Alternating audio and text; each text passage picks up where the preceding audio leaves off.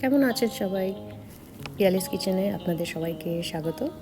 প্রত্যেক দিন রাতেই ভাবতে শুরু করি যে কাল টিফিনে কি দেব, দুপুরে রান্না কি করব। আর রোজ একই রান্না করলে সবাই তো বোর হয়ে যায়।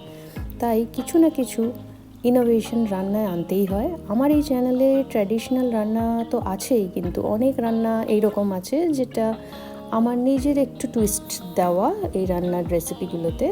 আর রোজ তো বাইরে খাওয়াও সম্ভব না, তাই বাড়িতেই কিছু না কিছু নতুনত্ব করতেই হয়।